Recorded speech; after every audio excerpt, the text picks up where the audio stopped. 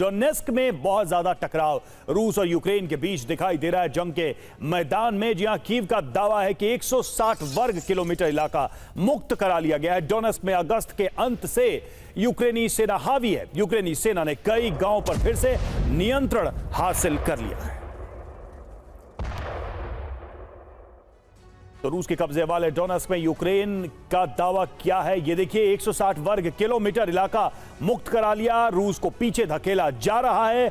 18 रूसी अफसरों के मरने का दावा भी किया गया है। पोक्रोवस्क की 7 बस्तियां यूक्रेनी कब्जे में हैं। ड्रोन हमले बढ़ाए गए हैं, सैन्य ठिकानों को निशाना बनाया गया है, ये दावा किया गया। इसके अर्थ क्या है, इसके मायने क्या है? ज़ेलेंस्की आर पार के मूड में है। रूसी हमलों पर यूक्रेनी पलटवार और ज़ेलेंस्की को मिला यूएस का साथ। ज़ेलेंस्की का आत्मविश्वास बढ़ा है। और देखिए एक और बड़ी खबर, पोक्रोवस्क फ्रंटलाइन पर पहुंचे हैं ज़ेलेंस्की। यूक्रेन के जवाबी हमले में रूस को भारी नुकसान पहुंचा है, यह ज़ेलेंस्की का दावा। यूक्रेन हमले के बाद 9 पोस्ट से पीछे हट गई है रूसी सेना। यूक्रेन हमले में 2500 से ज्यादा रूसी सैनिकों की मौत हुई है, यह ज़ेलेंस्की का बहुत बड़ा दावा। 100 रूसी सैनिकों को यूक्रेन ने कब्जे में भी लिया है, यानी कि ज़ेलेंस्की दावा कर रहे हैं कि रूस के साथ जो युद्ध है उसमें उसे बड़ी कामयाबी बीते कुछ घंटों में मिली है।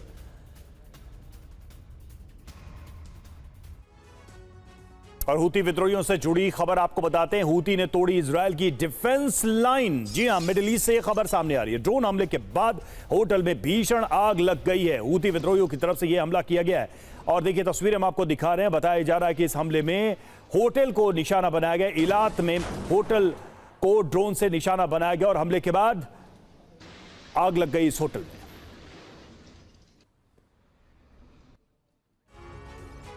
और देखिए इस बीच एक बड़ी खबर है मिडिल ईस्ट से, जहां पर हूती के हमले के बाद इलात में अफरा तफरी। हमले के बाद जान बचाकर भागते हुए नजर आए लोग। हूती के हमले से होटल को हुआ है भारी नुकसान।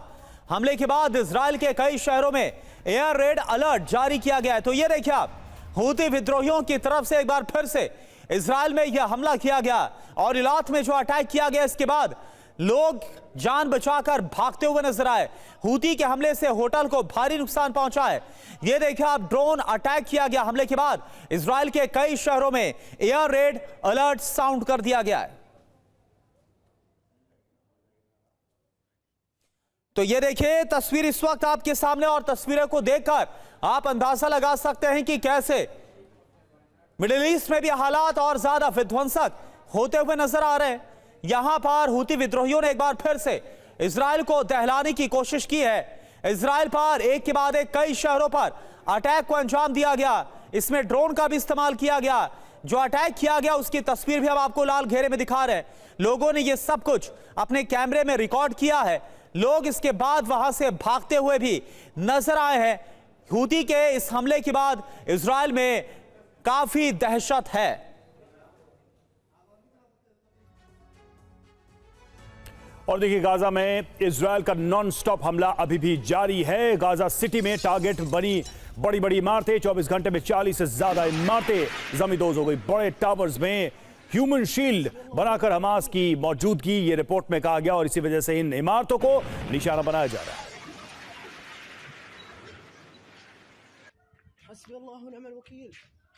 तो ये गाजा की तस्वीरें आप देख रहे हैं, जहां इन इमारतों को निशाना बनाया गया। इजराइल की तरफ से ये दावा किया जा रहा है, इजराइल की तरफ से लगातार, कि इन इमारतों में हमास के आतंकी छिपे हैं और यही वजह है कि इन इमारतों को निशाना बनाया जा रहा है।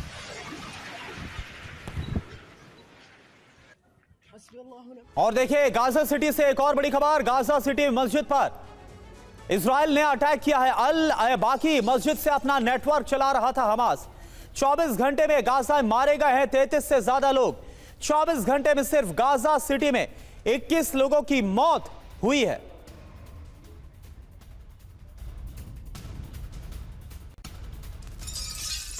और गाजा सिटी से लोगों का बड़े पैमाने पर पलायन। अब तक गाजा सिटी छोड़कर जा चुके हैं 4 लाख लोग।